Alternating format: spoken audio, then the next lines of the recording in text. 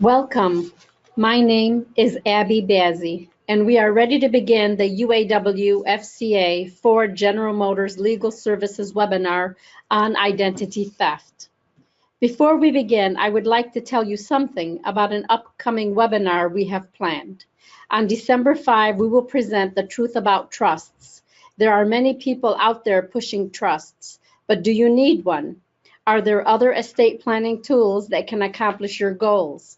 How do you decide, and how can the UAW Legal Services Plan help you? Join us for the answers to those and other questions. We are planning additional webinars for next year. If there is a topic you would like us to cover, please let us know. Today we talk about identity theft.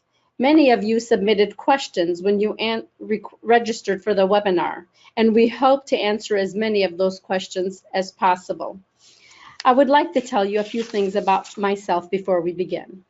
I received my degree in journalism from Wayne State University and obtained my law degree from the Wayne State University School of Law. I practiced in the civil and criminal areas for several years before joining the former UAW Legal Services Plans in 1996 as a staff attorney, handling consumer litigation cases, family matters, and estate planning. I subsequently assumed the responsibilities of supervising attorney and eventually became a managing attorney. I am currently handling family and estate planning matters for the new plan. I would also like to introduce you to Fred Miller, who was with me. Fred is a graduate of the University of Michigan and received his law degree from the University of Connecticut School of Law. Fred worked for the former UAW Legal Services Plans beginning in 1986 as a staff attorney and eventually became a litigation coordinator, assisting plan attorneys nationwide on consumer matters. He is currently training and advising the new plan's attorneys on consumer cases. In addition, Fred is a former adjunct professor at Cooley Law School and was a past chairperson of the Consumer Law section of the State Bar of Michigan. He was a recipient of the Consumer Law Section's Frank J. Kelly Consumer Advocacy Award. Welcome, Fred. Well, thank you, Abbie, and welcome to all the UAW plan participants who are viewing our webinar. Fred, let's start with the question, what exactly is identity theft? Abbie, identity theft is, in simple terms, when information is stolen, usually, it's going to be financial information like credit card numbers, social security numbers, bank accounts, often personal information as well, driver's license, things they can use. That information is used to impersonate the victim for financial gain. It may be one person who steals a credit card and uses it. It may be a series of people or criminal organizations that hack large institutions for reams of names and financial information and then sell it on what's known as the dark web. In the end, it's for the victims, it's the same problem. Well, how big of a problem is identity theft? It's very big, Abbie. Identity theft has been one of the top two complaints of consumers to state and federal consumer agencies for the last 20 years. A survey last year found that 1 in every 15 people reported having some incident of identity theft during the previous year. And the amounts involved have been estimated at over $100 billion in the last 6 years. Is losing money the main problem then? Well, I want to make it clear that for the consumer who's being hit with identity theft, in most instances, it's possible to limit or completely eliminate a financial loss. If you use the consumer rights and remedies available that we'll be talking about today, even when you are hit with identity theft, it's almost impossible to avoid all the headaches and the annoyances involved with dealing with the identity theft. But your legal services plan can help.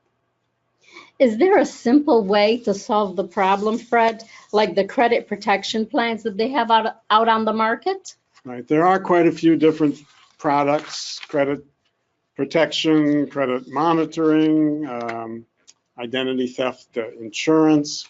I'm going to recommend a different approach to you that doesn't involve spending 15, 20, 25 bucks a month.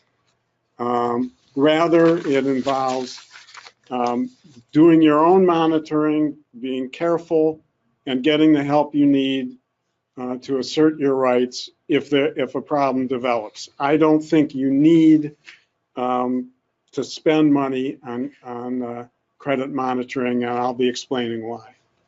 All right. Well, what typically happens when a victim's identity is stolen and used? The main thing that happens in the end is some attempt to get money that the perpetrator is not entitled to. A thief gets credit card numbers, enough information perhaps to open a new account in the name of the victim, or to change the address on a current credit card account, which may mean that they can do the scam longer because the victim won't be getting them regular monthly statements. Charges are rung up on a current card or a new card in the name of the victim that's taken out by the identity thief.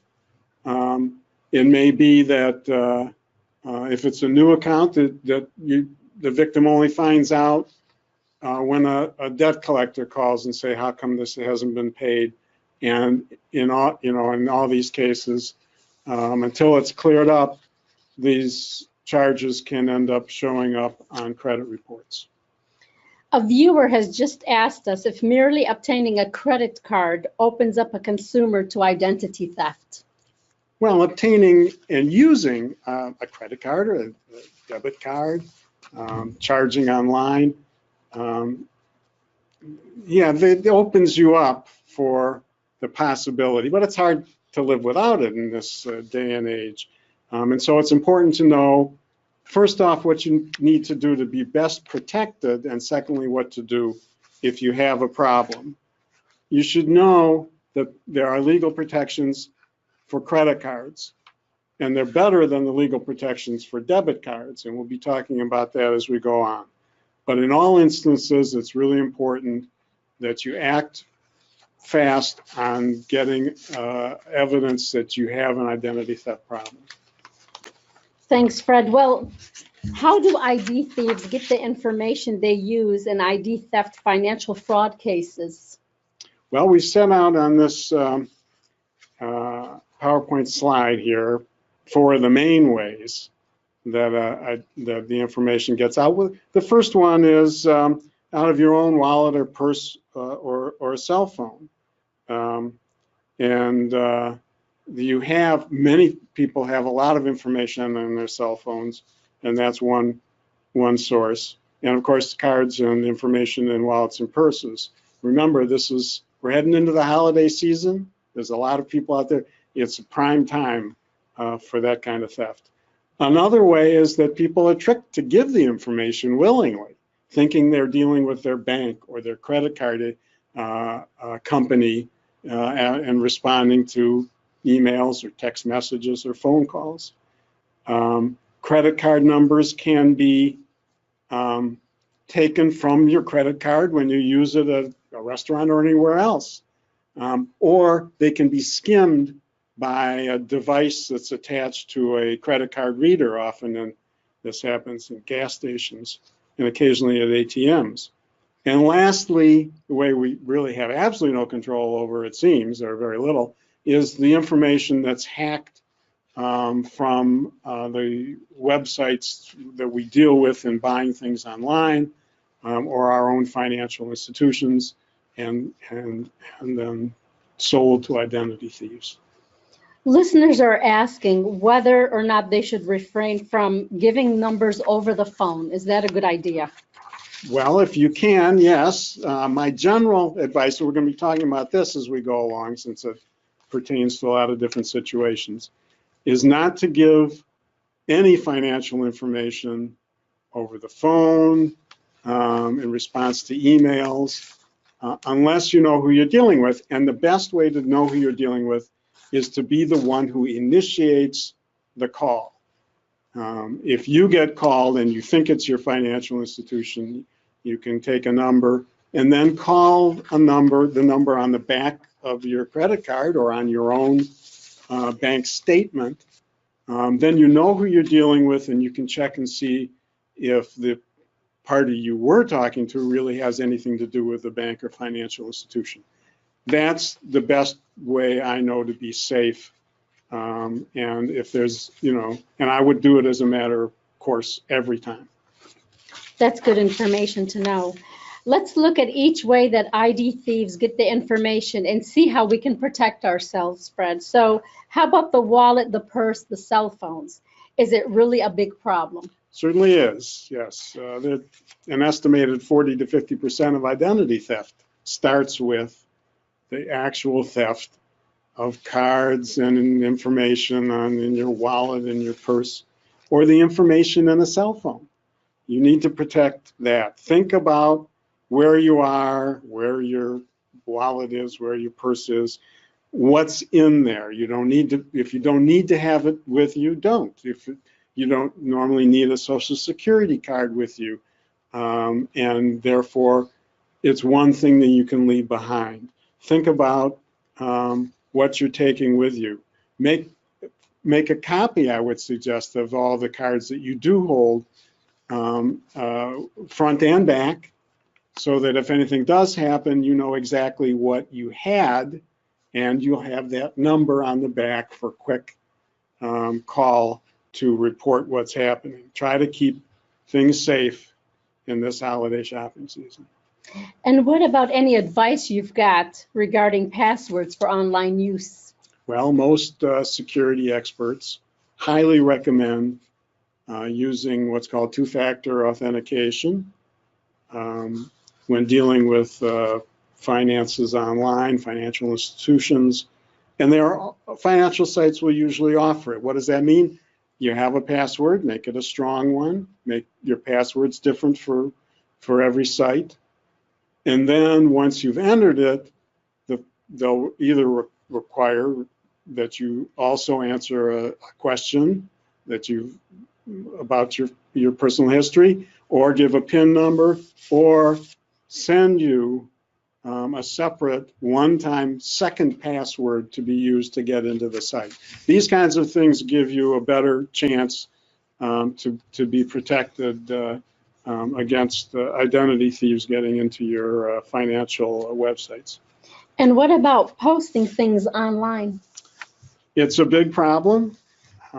People are communicating via social media, and it's lots of information goes out that way, and we've seen that information not be securely handled. So think about what information that you're entering, things like birth dates. You may like to see those Facebook happy birthday, but what you're doing is you're putting a birth date out that can be used by identity thieves to help them in their task. Think about who you're letting see your information, who your Facebook friends are, whether you want to limit that. Look at the protections that each social media website has and use them. It's not perfect, but it's better than nothing. And so how do people get tricked into giving the ID thieves the information that they're looking for, Fred? We've seen an explosion of what's called phishing with a PH on the web and on emails, but also phone calls and text messages more recently, trying to trick you into giving them information by making you think it's your financial institution that only needs your assistance to protect you from some loss. And that's a great source of problems for people and a great source of information for identity thieves. A viewer has asked us for examples of how this works. Well, you've got one up on the PowerPoint screen that I received not too long ago, telling me that my account, without a name or account number or anything else that actually identified it, with Charles Schwab Investment Company, had been withdrawn. And I'm sure that has the capacity to throw somebody who actually has a Schwab investment account into great fear. And they tell you, well, we can handle this for you if you click here, and go on to their web page to log in and cancel your account and cancel this transaction. What happens if you click here? They're going to be asking you for the information they need to take your identity and get money out of that account. Then is it only really emails from banks and financial institutions that we should be wary of?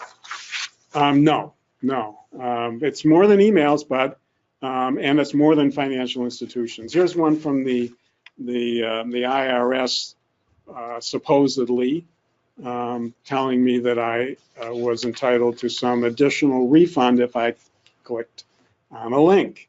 And of course, if I click on the link, they're going to want me to give enough information so they can help me out to get this refund, and you know where that's going to go. So you have to be wary of all kinds of contacts that ask you for financial information. This is not the way the IRS operates.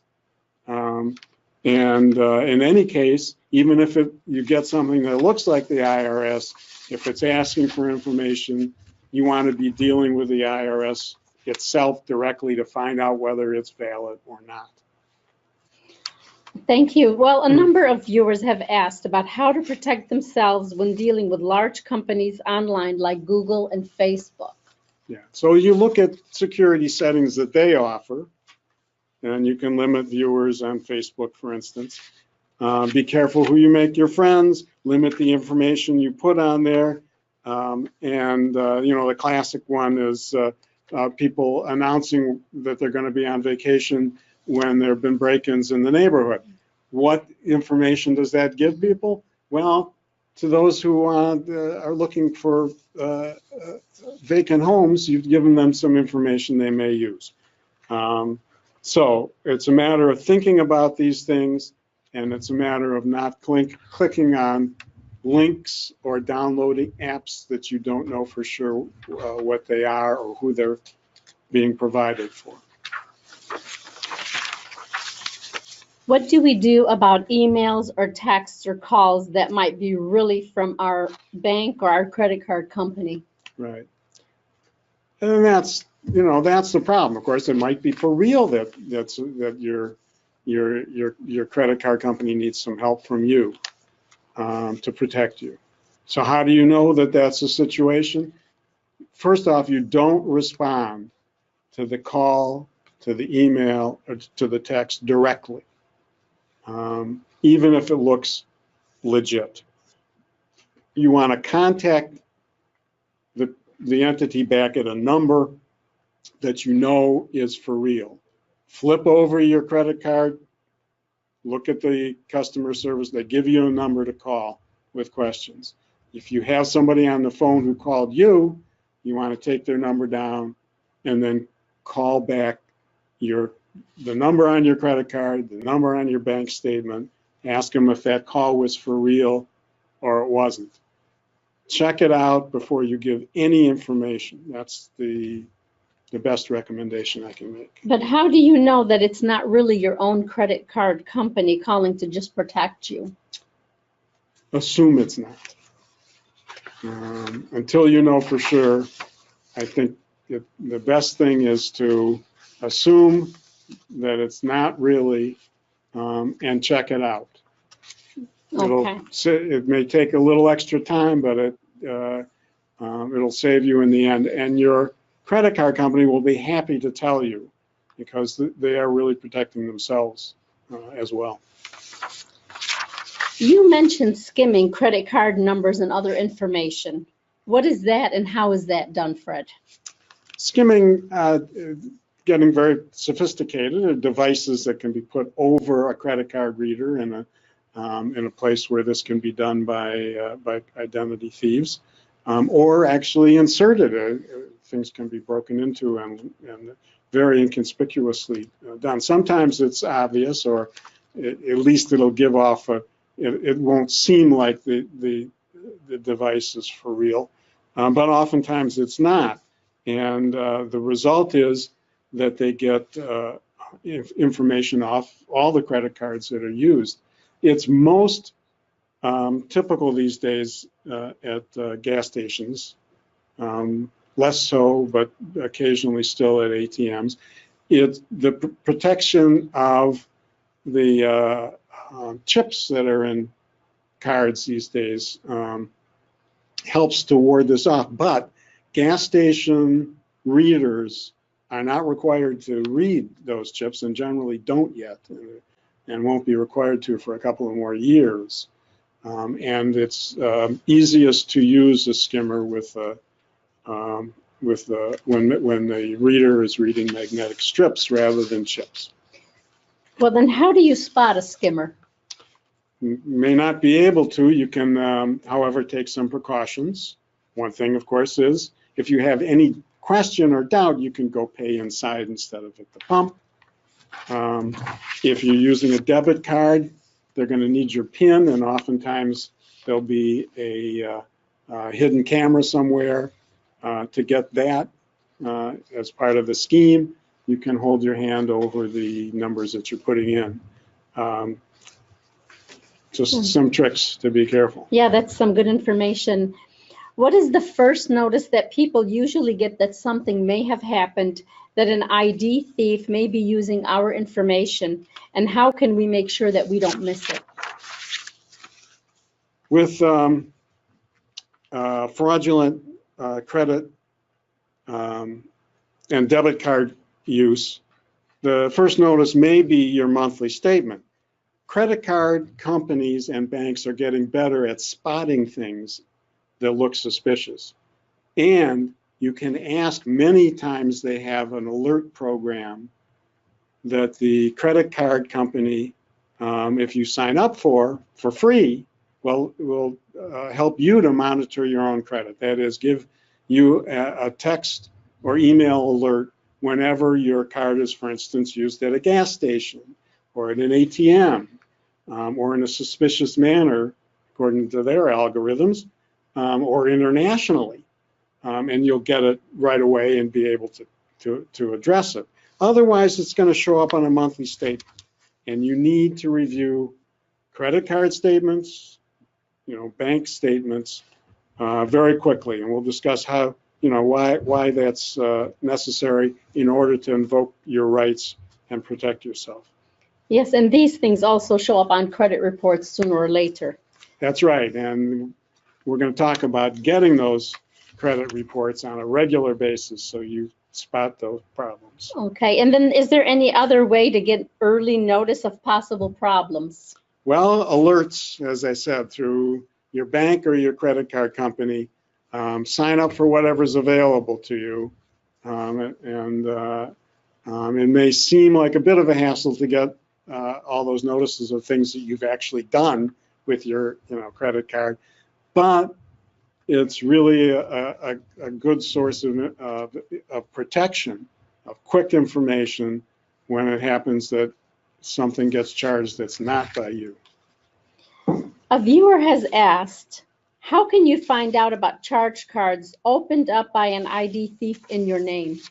Right. Well, if a new account is opened in your name, then you're not going to be the one getting a statement. Of course, they're going to end up entering some kind of other address or non-existent address even, and your ability to monitor this will not be as good.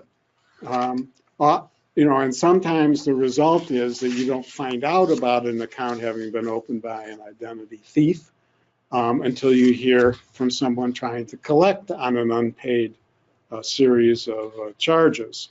When that happens, you want to again act quickly and with the assistance of your legal service plan to assert your rights. The last thing you want to do is look at it and say, well, that's not my account, and throw it in the trash. If it's not your account, but it's coming to you, that's a problem. So you're going to check all these statements, anything that comes in from an account you don't know, and then on a regular basis, your credit report. Okay, so by way of follow-up then, once we see a bogus item or a questionable item on a credit card statement, or get a bill or a dunning notice on a debt we don't recognize, what should we do? Okay. Well, I think one of the early things you might want to do is call your legal service plan. There are federal and state laws to protect you. We can help you assert them. What can that result in? First of all, a stop to debt collection calls. You can assert your rights under the Fair Debt Collection Practices Act and request that any questionable debt that you don't think you owe be investigated and verified. Secondly, you can dispute false items or any items you don't recognize on a bank or credit card statement. And you can thirdly remove, question, dispute false information, false items on credit reports. And for further protection going forward, you can place either a fraud alert or a credit freeze on your credit reports to prevent further identity theft. I recommend that you call the legal services plan at 1-800-482-7700, which we'll have up on the screen at the end of this, and let us help you with these. Okay, so then let's just go through the steps that you've discussed one by one. Let's say I get a debt collection letter on a debt that I don't think that I had anything to do with. It could be ID theft, right? What do I do about that, Fred? Okay, you need to respond. You need to let the debt collector know that the debt is disputed and why it's disputed, so that an investigation can be done in the verification process, and request that no further collection letters go to you. The legal services plan can assist in providing that notice and make sure that you're not harassed by debt collectors. Should we be filing police reports as well? Yes, most creditors will request when you're asserting a fraud or identity theft that you provide them with a police report or a report to the Federal Trade Commission on their fraud affidavit form at identitytheft.gov. That's a fairly simple way to do it. The police will rarely actually investigate, but at least that is useful to creditors, and a report to the Federal Trade Commission is useful to the federal government in trying to address these problems, and their affidavit will be usable to show the creditor good faith. Okay, thank you. And we just received a question from a viewer. Is it better to stop getting bank statements or credit card statements by mail to help prevent theft? I have not heard of the statements themselves being very useful to identity thieves, but certainly, certainly getting them online is fine, as long as you look at them. Once you get the notice that your statement is ready, pull it up and go through it carefully. That's the essential part of this. You have a limited amount of time to assert your rights. You want to do it as quickly as possible to prevent further identity theft. So either way you get it, that's important. Okay, so let's go back to our steps then. Is there anything else that we should do after filing a police report? Well, whenever there's a identity theft or fraud you're dealing with, it's hard to know what's out there that you don't know of. And so we recommend getting credit reports from all three of the major credit reporting agencies. Again, it's something that your legal services plan will assist you in doing, and in reviewing and in disputing any identity theft items or any wrong items at all, any items that are too old under the federal limits on what can go on credit reports. Secondly, dealing with credit reports is the availability of fraud alerts and credit freezes to prevent problems going forward.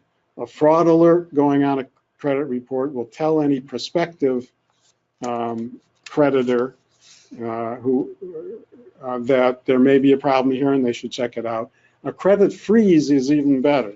It will stop the use of your credit report to open any new accounts of any sort until you lift that freeze when you want credit. The new federal law makes credit freezes and the lifting of credit freezes and the reimposing of credit freezes free. And it also places time limits that says that on the time it can take to get a credit freeze and the time it can take to lift one when you need it. They're supposed to do it within 1 hour of notice, lift the credit freeze. So these days, you should be able to use credit freezes as a matter of course to protect yourself, and they come highly recommended. Thank you. Well, what about an item on a credit card statement that I really just don't recognize? Should I call the number on the statement? Will that protect me if I do that? And what happens if they do not want to take it off the statement? You have rights. Again, there's the federal law, the Fair Credit Billing Act. There's a limit under the Federal Truth in Lending Act of liability for unauthorized items on your credit card charges. The limit is $50. Most credit card companies in their agreements even waive the $50. But there's a process for disputing those unauthorized items, and you've got to take it, and you need to do it timely. If you do, you can successfully address these things, and we'll talk a little more about that. I had credit card statement not too long ago that showed 30 one-month memberships in an online dating service.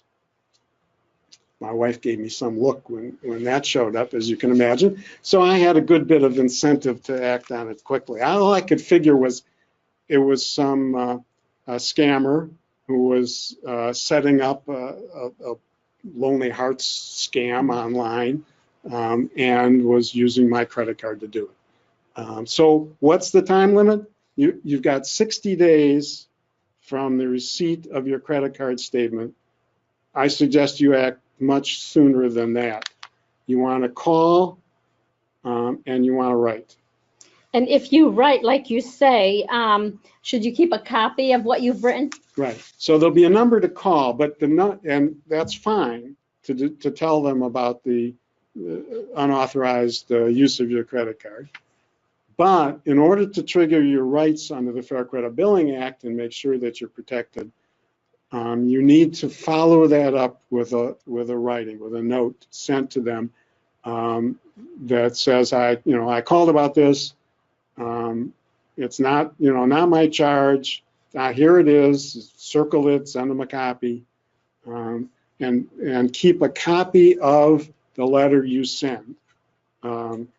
That'll is for your protection, and it follows what's required under federal law.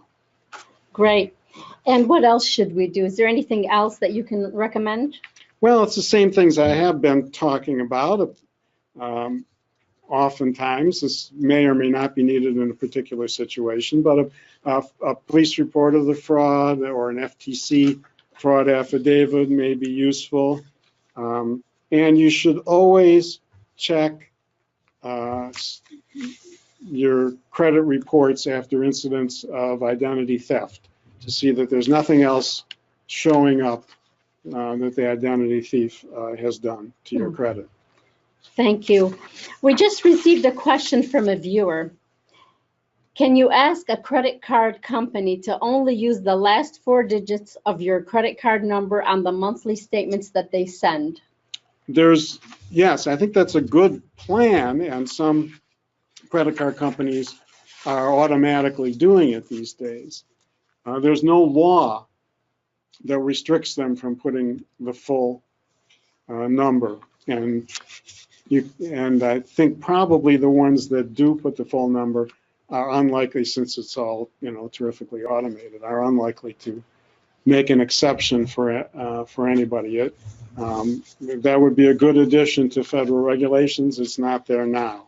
You can of course choose credit card companies that follow that and other best practices.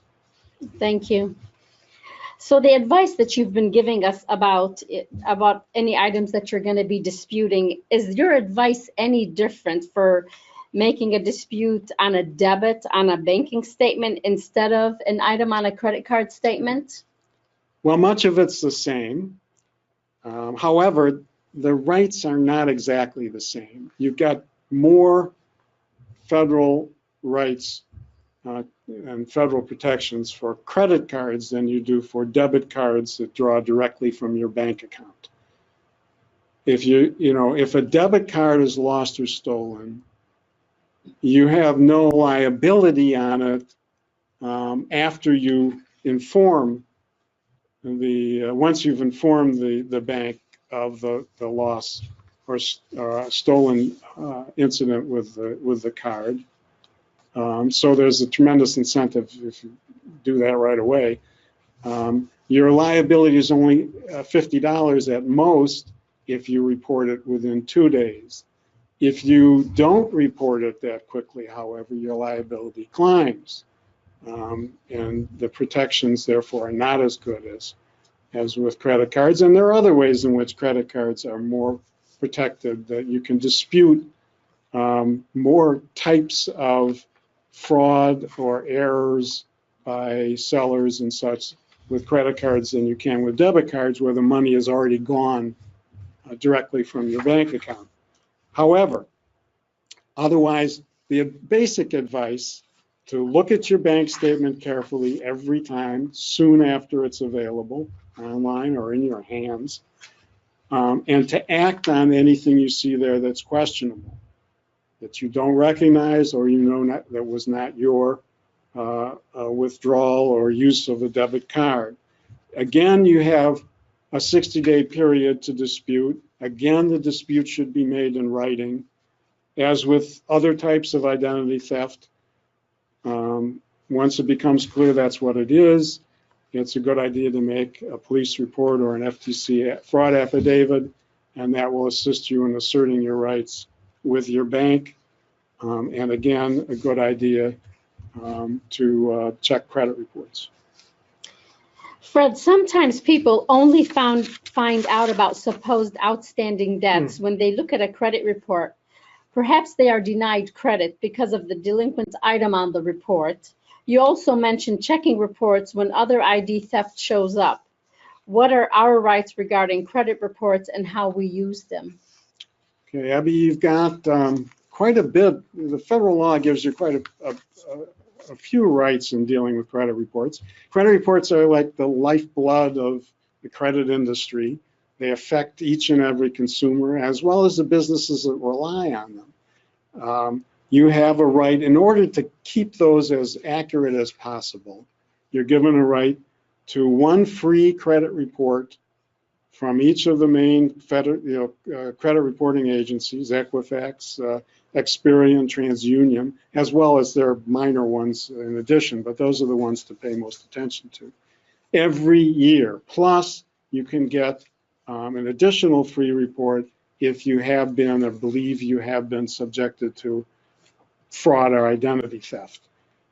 The UAW plan attorneys and paralegal specialists will walk you through the process, assist you to get a report, review the report, not only for accuracy, but also for items that shouldn't be on there because they're too old, dispute items in writing, review what the credit reporting agency does, and the accuracy of the final report.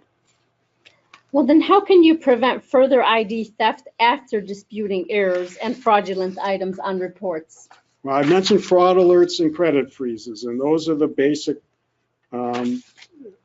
rights that are given you to protect those reports from being used by credit thieves going forward, and particularly after you've had an incident of ID theft or other kind of fraud like that.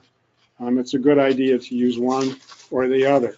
Credit freezes, again, are the more useful and effective means to protect against the opening of accounts in your name by credit thieves going forward.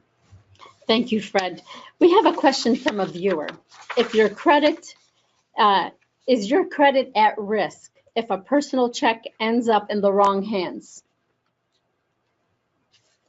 Well, banking and check law is its own rather complicated area of law, and a personal check ends up in the wrong hands.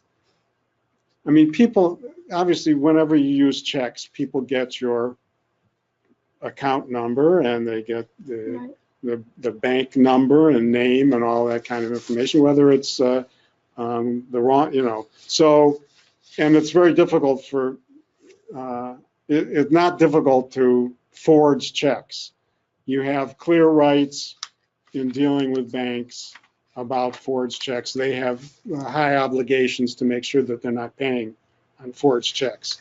It's a problem. It's, again, something that when there are attempts to get at your bank account in that way, you need legal help, and we can provide it. So your bank account is at risk. It's not the same thing. It's not going to affect your credit report directly, but it's your money. So you want to be able to assert your rights whenever there's something that looks to you like a bogus check or an attempt to get at your checking account by thieves. Thank you for that information. So now getting back to the credit reports themselves, so the legal services plan, you said, can help you with your credit reports. What about all of the other companies that offer credit report assistance? Right. Well, first of all, some things to watch for. There are sites out there. There's an awful lot of attempts to get money out of people for what they sell as protection from identity theft. There's only one site that's authorized to issue the free annual reports that are required for credit reporting agencies under federal law, and that's annualreport.com. Other sites will attempt to sell you other things: credit monitoring, credit protection, credit insurance, so that's one thing to be aware of. There are credit repair companies that promise things that they can't deliver and charge you for. Anyone who promises you that they can clear up your credit report or get you to a certain place in terms of your credit without regard to what's on there is telling you a very large fib. You have rights to get rid of things that are too old, that are erroneous, that are described falsely on your credit reports, but not to get rid of things that you actually have run up as debts. So there's a couple things to be aware of. Your legal services plan is not going to charge you for the assistance that we provide. Well, some viewers have asked if there is any good monitoring plan that one could buy. Okay. I don't, as I said earlier, I don't recommend it.